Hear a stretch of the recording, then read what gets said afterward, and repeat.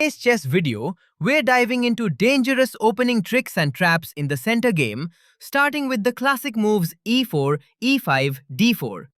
This is one of the most principled ways to fight for the center, and black almost always accepts the pawn.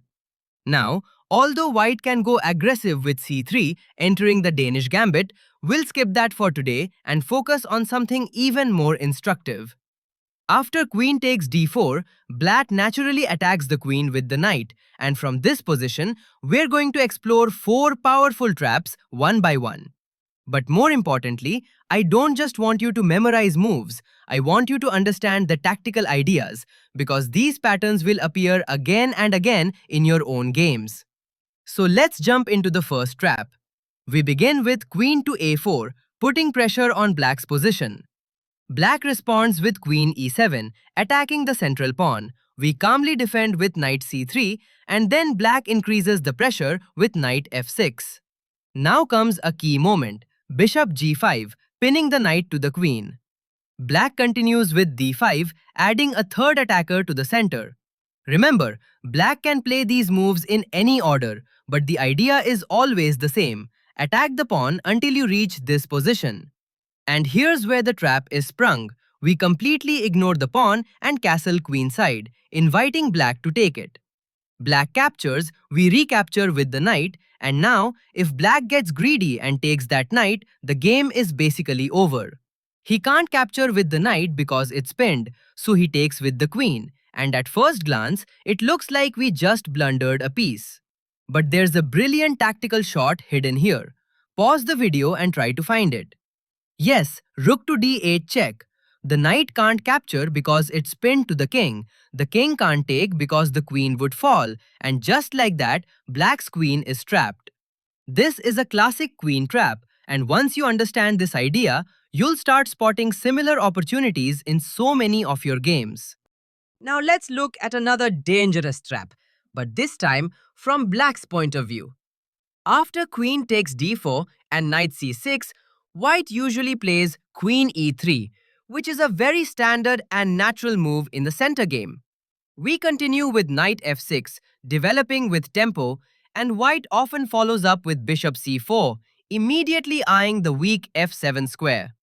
Now comes a key idea, knight to e5, hitting the bishop and gaining space in the center.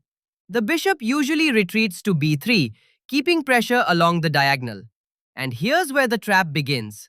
We play bishop b4 check, forcing white to react. If white blocks with the bishop, the position stays roughly equal. But in most practical games, white plays c3, attacking the bishop and thinking everything is under control. That's the mistake. Now we unleash the real tactic with bishop c5, directly attacking the queen. And if white gets greedy and captures the bishop, black has a crushing reply, knight d3. A beautiful fork on the king and queen, winning material and completely turning the game around. Therefore, taking the bishop is not a good idea. He has to move his queen, and g3 looks quite natural since it attacks this g7 pawn. But then we have another tactical idea, the stunning move bishop to f2 check, threatening both the king and queen. If he takes with the queen, then knight d3 again is forking the king and queen. And it doesn't stop there. After bishop takes, if white thinks he can escape by king takes f2, black has another powerful resource. The other knight jumps in with knight takes e4 check, and once again, it's a devastating fork. The king is in check, the queen is attacked, and there's simply no good way out. In just a few moves, black ends up winning the queen, all because white underestimated the coordination of black's pieces.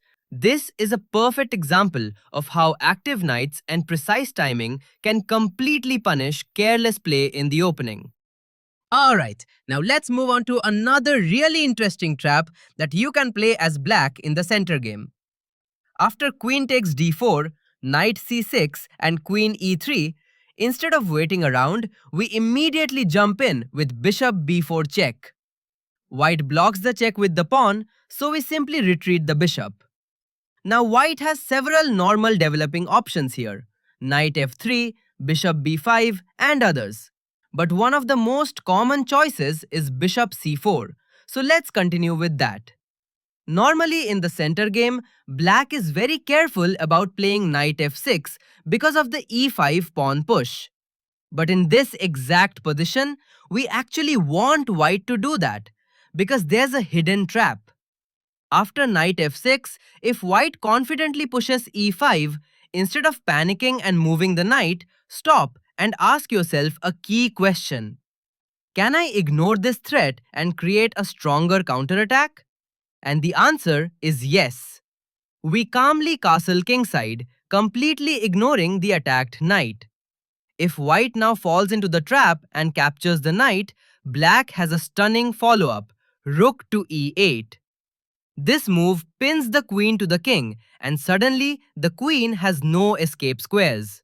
White can't save it, and just like that, black wins the queen and ends up with a game-winning advantage.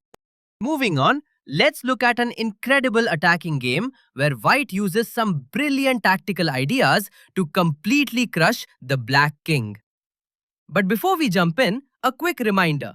If you're enjoying the video, hit the like button, share it with your chess friends, and subscribe to the channel for more amazing chess content. Now, let's get into the game. In the center game, after queen takes d4 and knight c6, white once again goes for the standard queen e3. Black replies with bishop b4 check, white blocks with the c-pawn, attacking the bishop, and the bishop retreats. White then develops with bishop c4 and black brings the knight to e7, preparing to castle. Now comes queen g3, putting pressure on this pawn and hinting at a kingside attack. Black calmly castles kingside, shutting down any immediate threats. White doesn't try bishop h6 because black can easily neutralize it with knight g6. So instead, white plays h4, first taking control of this important square. Sensing a dangerous attack, black shifts his pieces toward the king side with knight g6, and as expected, white pushes h5. Black responds with knight e5, attacking the bishop and believing he's holding the position. But this is where white finds an absolutely mind-blowing combination. White starts with bishop g5, attacking the queen. Black can't take the bishop because it's protected by the queen, and pushing the pawn doesn't work either because of the tactical consequences. So black is forced to move the queen to e8, and then comes the killer move, bishop f6. This is winning on the spot.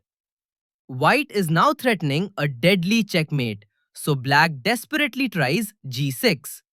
White captures on g6, and now if black recaptures with the pawn, rook to h8 is simply checkmate. A stunning finish that perfectly shows how powerful well-timed tactics can be in the center game. Therefore, instead of the pawn, black captured with this knight. But then, white sacrificed his queen by queen g6 check.